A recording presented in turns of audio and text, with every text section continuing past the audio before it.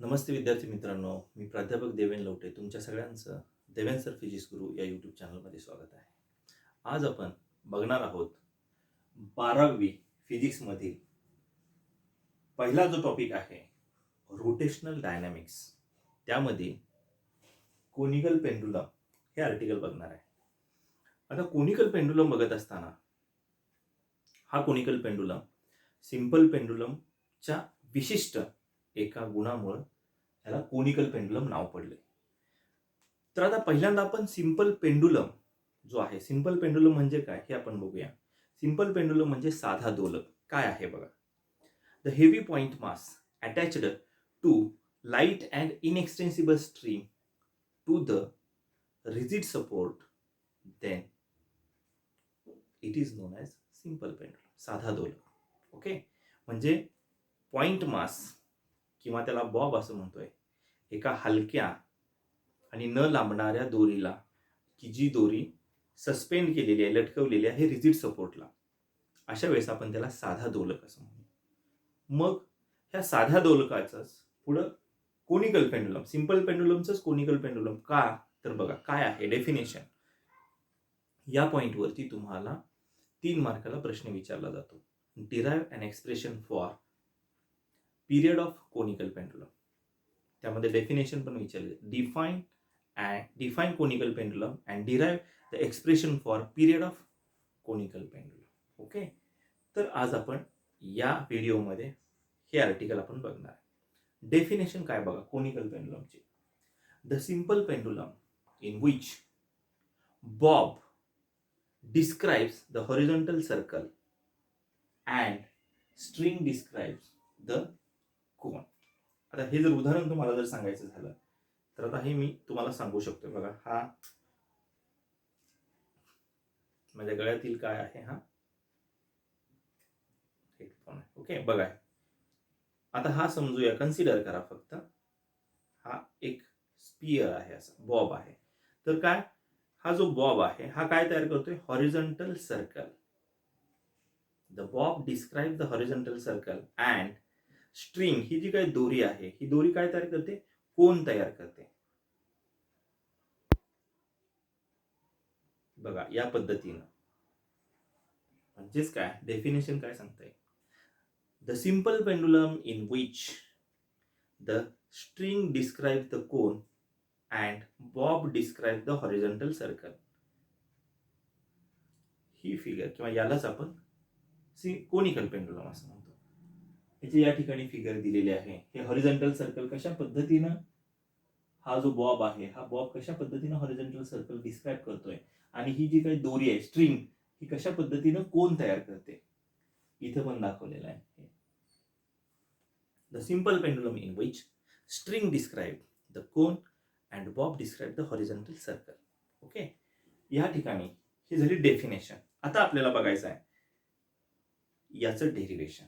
Okay, याचं expression बघायचं आहे. आता एक्सप्रेशन बघत असताना आपल्याला पहिल्यांदा फिगर काढावी लागणार आहे. फिगर आपल्याला या ठिकाणी 2 प्रकारे फिगर दिलेली आहे. एक इनर्शियल फ्रेम ऑफ रेफरन्स मध्ये आहे, दुसरी non inertial frame of reference. दोन्हीमध्ये काय फरक आहे, तुम्ही एक ही जरी पहिली काढली तरी चालते, पण दोन्हीमध्ये काय विशिष्ट फरक दाखवलेला आहे तो बघा. मी फिगर एक्सप्लेन करतोय. या फिगरमध्ये पॉइंट ऑफ सस्पेन्शन ए आहे, इथं पण ए आहे. ह्या स्ट्रिंगनं व्हर्टिकल ऍक्सिसची केलेला अँगल जो आहे तो थीटा, इथं पण थीटा आहे. त्या स्ट्रिंगची लांबी एल आहे, इथं पण लांबी एल आहे. म्हणजे आपल्याला सांगते length of simple, length of conical pendulum. त्यानंतर इथं पण T0 आहे, इथं पण T0 आहे, इथं T cos थीटा, इथं T cos theta. T sin theta आहे आतल्या दिशेनं, सेंटरच्या दिशेनं. MJ आहे, MJ आहे. फक्त इथं हा mr ओमेगा स्क्वेअर जो आहे, सेंट्रीफ्युगल फोर्स आपण बघितलेला आहे. सेंट्रीपिटल आणि सेंट्रीफ्युगल. सेंट्रीपिटल आतल्या दिशेनं असतो, सेंट्रीपिटल बाहेरच्या दिशेनं असतो. ओके, इथं दोन्ही फोर्स सेंट्रीपिटल आणि सेंट्रीफ्युगल हे दोन्ही इक्वल आहेत मॅग्निट्यूड मध्ये, म्हणून तर हा बॉब इक्विलिब्रियम कंडिशनला आहे. तुम्ही एक्सप्रेशन लिहित असताना ही फिगर काढली तरी चालते, पण हे तुम्हाला माहित असावं non inertial frame of reference मध्ये. ओके, सेंट्रीफ्युगल फोर्स या ठिकाणी बाहेरच्या दिशेनं दाखवलेला आहे, आतल्या दिशेनं सेंट्रीपिटल फोर्स आहे. आता आपण प्रत्यक्षात ही फिगर काढल्यानंतर एक पहिली फिगर काढली तरी चालेल. त्यानंतर बघा काय सांगायला पाहिजे आपल्याला. डिस्क्रिप्शन मध्ये, एक्सप्लेनेशन मध्ये काय सांगतो, consider that small M be the mass of that bob. त्या बॉबचं मास आपल्याला स्मॉल एम सांगा. Okay, and L be the length of that conical pendulum.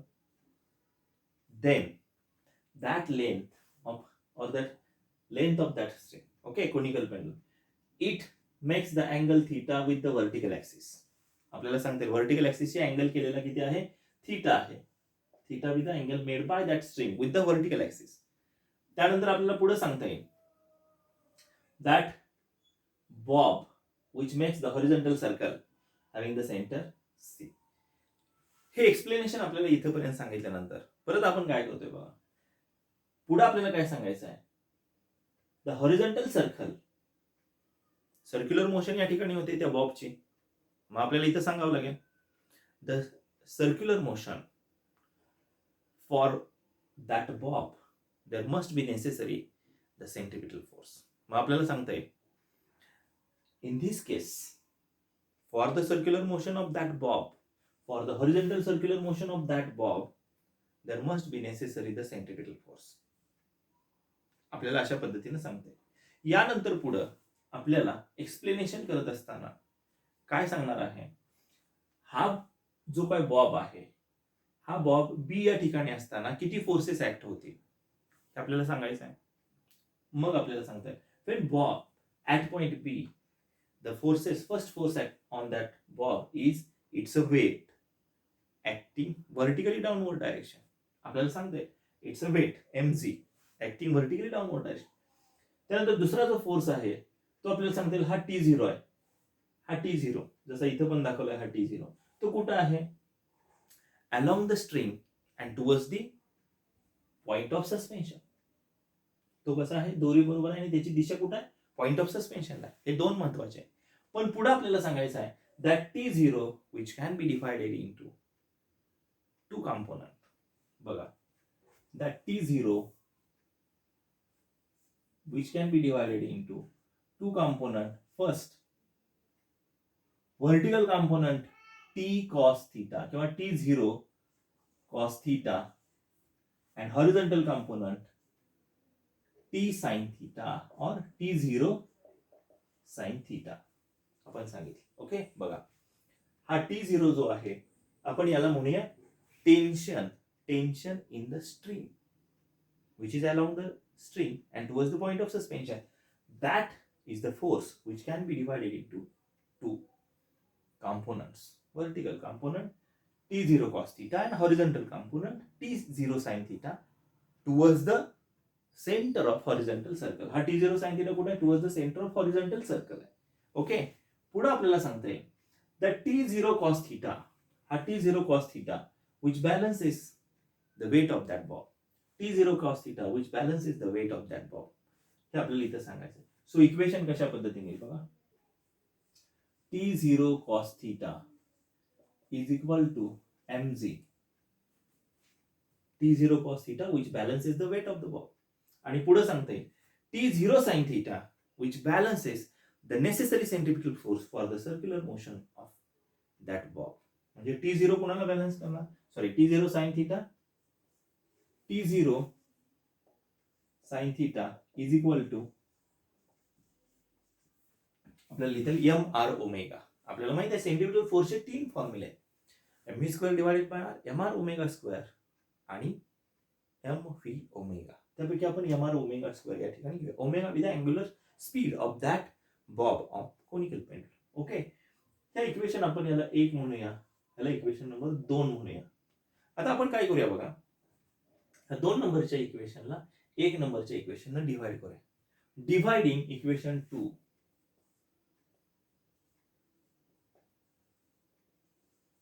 dividing equation 2 by 1. मग काय होईल, 2 ला 1 ने डिवाइड करायचं आहे. ही बाजू आपण इकडे लिहूया, म्हणजे काय होईल, अंशस्थानी एम आर ओमेगा स्क्वेअर, छेदस्थानी इक्वेशन 1 ने डिवाइड करायचं आहे एम जी, बरोबर चिन्हाच्या इकडली बाजू अंशस्थानी T0 साइन थीटा आहे, छेदस्थानी आहे T0 cos थीटा. बरोबर, आता बघा या ठिकाणी कॅन्सलेशन काय होत आहे, एम ला एम कॅन्सल होत आहे, T0 ला T0 कॅन्सल झालं, बरोबर. राहिलेला जो काय भाग आहे तो आपण लिहूया, R omega square is equal to sine theta upon cos theta, हे आपल्याला मिळालं. परत आपण काय करूया, हा जो काय आर आहे ह्या आर ची व्हॅल्यू फिगर मध्ये इथं आपण बघूया. ह्या हॉरिझॉन्टल सर्कल जे काय आहे, ह्या सर्कलची रेडियस जी आहे ती आपण आर कन्सिडर करूया. इथून इथपर्यंतचं अंतर ही जी काय रेडियस आहे, this is radius of horizontal circle R. मग आता आपण या फिगर मध्ये फ्रॉम फिगर आपण म्हणू शकतोय, फ्रॉम फिगर मध्ये काय सांगितलंय, साइन थीटा बघायचा आहे. काय येईल बघा साइन थीटा, साइन थीटाची व्हॅल्यू काय येईल, sine theta is equal to काय ना, आर हे रेडियस आहे, बरोबर आहे, याच्या समोरची बाजू किंवा याच्या अपोजिट म्हणूया आपण, आणि हा कर्ण आहे, म्हणजे आर डिवायडेड बाय हा काय झाला, हा एक काटकोन त्रिकोण आहे, बरोबर. आर डिवायडेड बाय एल होणार. Sine theta is equal to R divided by L. आपल्याला आर पाहिजे, मग आर बरोबर काय होणार आहे, एल इकडे येणार आहे, एल साइन थीटा या बाजूला आपण लिहूया. ओके, बघा काय होईल, therefore R is equal to L sine theta, अशा पद्धतीने आपल्याला मिळालं. Okay, R is equal to L sine theta. मग omega square is equal to आपल्याला इक्वेशन घ्यायचं आहे, मग आहे हेच इक्वेशन जे आहे याला इक्वेशन नंबर 3 म्हणूया. देअरफॉर इक्वेशन 3 बिकम्स, हे इक्वेशन म्हणून आपल्याला काय सांगते, आर जी व्हॅल्यू आहे ती इथं आपण, इथं गुणाकार आहे, इथं आलं की भागाकार डिवाइड होणार आहे, म्हणजेच काय होईल बघा, इक्वेशन 3 बिकम्स काय पद्धत कसं होईल, इक्वेशन 3 कसं होईल, अगोदर हे आर ओमेगा स्क्वेअर आहे, omega square is equal to R डिनॉमिनेटरला जाणार, omega square is equal to काय अंशस्थानी साइन थीटा अपॉन काय आहे कॉस थीटा, पण आर इथला आहे तो डिनॉमिनेटरला येणार आहे, आर इंटू कॉस थीटा. ही जी काय व्हॅल्यू आहे आर इज इक्वल टू ही या ठिकाणी आपल्याला ठेवता येईल. ओके, मग काय होईल बघा, इथं व्हॅल्यू ठेवली, आर ची व्हॅल्यू काय ठेवली आपण, एल साइन थीटा. मग इक्वेशन काय होईल बघा, omega square is equal to अंशस्थानची टर्म आहे तशीच आहे, साइन थीटा, छेदस्थानच्या टर्म मध्ये आर ची व्हॅल्यू आपल्याला ठेवायची आहे, काय एल साइन थीटा इंटू हे काय आहे कॉस थीटा. मग आता काय होईल, साइन थीटा जे आहे हे साइन थीटा काय होणार आहे, सॉरी इथं इक्वेशन जे आहे इक्वेशन मध्ये इथलं जी जे आहे ते अंशस्थानी इथं जाणार आहे, बरोबर आहे, ते आपलं लिहायचं राहिलेलं आहे, इथं हे जी. ओके, इथं सुद्धा जी अशा पद्धतीने इथलं जी अंशस्थानी जाईल, आर ओमेगा आर छेदस्थानी गेला, आर ची व्हॅल्यू, मग इथं काय होईल, साइन थीटा कॅन्सल, मग अंशस्थानी फक्त काय आहे, omega square is equal to, बघा omega square is equal to काय आहे, काय वर फक्त जी राहिला अंशस्थानी, upon L into cos theta, हे इक्वेशन आपल्याला मिळालं. मग ओमेगा इज इक्वल टू काय येईल, under root G divided by L cos theta, अशा पद्धतीने आपल्याला ओमेगाची व्हॅल्यू मिळाली. This is the angular speed of that conical pendulum, equation number 4 म्हणू शकतोय आपण ह्याला. ओके, आता बघा आपल्याला पाहिजे काय, पिरियड ऑफ कोनिकल पेंडुलम असा क्वेश्चन विचारला जातो.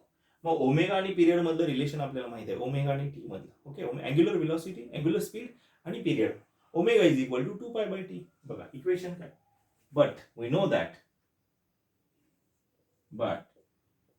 Omega is equal to 2 pi by T. Therefore equation काय होईल बघा, आहे हेच, ओमेगा इज इक्वल टू, ओमेगाची व्हॅल्यू काय 2 पाय बाय टी, म्हणजेच ओमेगाची व्हॅल्यू, ओमेगाची आपण ठेवणार आहे काय, आहे ही व्हॅल्यू ठेवूया, is equal to 2 pi bye, किंवा टी इज इक्वल टू काय होणार आहे omega, 2 pi divided by omega. आपल्याला पिरियड पाहिजे, म्हणजेच इथंच आपण घेऊ शकतो therefore period T is equal to काय होणार आहे, टी इकडे येणार आहे, ओमेगा डिवाइड होणार आहे 2 पाय अपॉन ओमेगा. ही जी काय ओमेगाची व्हॅल्यू आहे हे इक्वेशन नंबर 4 हे इथं ठेवूया. मग इक्वेशन कसं होते बघा, ओमेगाची व्हॅल्यू आपल्याला तिथे ठेवत आहे बघा कशा पद्धतीने, T is equal to 2 pi divided by काय आहे, ओमेगाची व्हॅल्यू काय under root G divided by काय आहे यल कॉस थीटा, असं इक्वेशन आपल्याला मिळालं.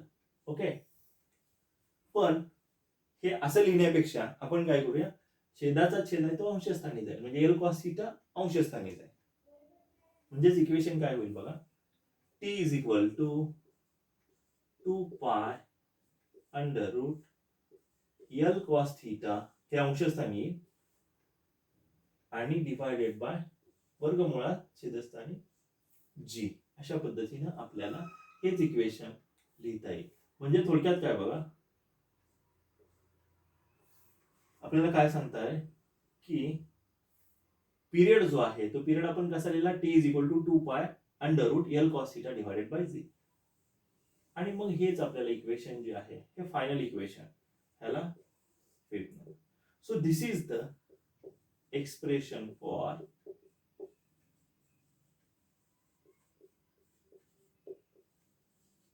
period of conical pendulum. Period of conical pendulum हे इक्वेशन आपल्याला मिळालं, एक्सप्रेशन. ओके, आता यामध्ये स्कीम ऑफ मार्किंग कशी आहे बघा, तुम्हाला सांगतो. साधारणतः फिगर जी आहे त्या फिगरला आपल्याला अर्धा मार्क देता येईल. ओके, फिगरला आपल्याला अर्धा मार्क देता येईल. Just we get half mark to that figure. Okay, त्यानंतर जे काय एक्सप्लेनेशन करणार आहे, consider that m be the mass of that bob, l be the length of that conical pendulum, theta be the angle made by, हे जे काय explanation आहे यासाठी जे काही मी लिहिलेलं नाही त्याच्यासाठी अर्धा मार्क असेल. त्यानंतर हे रिझोल्युशन कंपोनंट झालेले आहे, हे कोण कोणाला बॅलन्स करतं याच्यासाठी आपल्याला अर्धा मार्क, हे अर्धा मार्क, म्हणजे आपल्याला साधारणतः 2 मार्क या ठिकाणी येईल. ओके, त्यानंतर हे जे काही इक्वेशन केल्यानंतर आपण फायनल त्या ओमेगाची जी व्हॅल्यू आहे, ह्या ओमेगाची value omega is equal to काढतोय, याच्यासाठी आपल्याला अर्धा मार्क आहे. म्हणजे अर्धा अर्धा आणि हे जे काही 2 आहेत या दोन्हीसाठी आपल्याला अर्धा देत आहे. ओके, म्हणजे इथं पर्यंत अर्धा मार्क फिगर, अर्धा मार्क एक्सप्लेनेशन, अर्धा मार्क ही कंपोनंट बॅलन्स करते. त्यानंतर अर्धा मार्क आपण डायरेक्ट कशाला देतोय, ओमेगाची जी व्हॅल्यू, त्यानंतर 2 मार्क्स आहेत. त्यानंतर अर्धा मार्क जो आहे तो आपल्याला ओमेगाची व्हॅल्यू, त्यानंतर टी इज इक्वल टू हे इक्वेशन साठी आपल्याला अर्धा मार्क देतोय. म्हणजेच साधारणतः एक अर्धा अर्धा 1 दीड, इथल्या इक्वेशनला एक आपण अर्धा दिला, 2 आणि 2.5. साधारणतः बघा इथली जी टर्म आहे हा अर्धा मार्क कॅन्सल करून कधी कधी बघा कशा पद्धतीनं डेफिनेशन विचारली, एक्सप्लेनेशन मध्ये आता टोटल डेरिव्हेशन हे 3 मार्काचं आहे. ओके, 3 मार्कासाठी डेरिव्हेशन मध्ये अजून एखादा अर्धा मार्क ऍडजस्ट या ठिकाणी साधारणतः ओमेगाची व्हॅल्यू किंवा डिवायडेशन इथं या ठिकाणी केलेलं R omega square is equal to हे इक्वेशनला जे आहे इथं तुम्ही अर्धा मार्क या ठिकाणी देऊ शकता. म्हणजे अर्धा अर्धा 1 हे 2 अर्धा आणि फायनल अर्धा असे तुम्हाला 3 मार्कासाठी विचारला जाऊ शकतो. आणि जर डेफिनेशन विचारली, define conical pendulum and derive the expression for it or expression for period of conical pendulum असं विचारलं तर तुम्हाला डेफिनेशनला 1 मार्क आणि एक्सप्रेशन हे जे काही दिलेलं आहे ह्याच्यासाठी 3 मार्क, असा टोटल किती होणार 4 मार्क. तर अशा पद्धतीने आपल्याला हा कोनिकल पेंडुलम जे काही एक्सप्रेशन आहे हे आपल्याला सांगतात. ठीक आहे, थांबूया आपण. धन्यवाद. जर तुम्हाला हा व्हिडिओ आवडला असेल, तुम्हाला समजला असेल तर लाईक करा. तुम्हाला आवडला असेल तर तुम्ही शेअर करा तुमच्या मित्रांना. आणि अजूनपर्यंत तुम्ही देवेन सर फिजिक्स गुरु हा यूट्यूब चॅनल जर सबस्क्राईब केला नसेल तर सबस्क्राईब करा. म्हणजे सबस्क्राईब केल्यानंतर शेजारची बेल आयकन दाबा, म्हणजे आमच्या व्हिडिओच्या सगळ्या सूचना सर्वात अगोदर तुमच्यापर्यंत पोहोचतील. निश्चितच अशा प्रकारच्या व्हिडिओचा तुम्हाला स्टेट बोर्डसाठी आणि CET साठी निश्चितच तुम्हाला फायदा होईल यात शंका असते. भेटूया. धन्यवाद.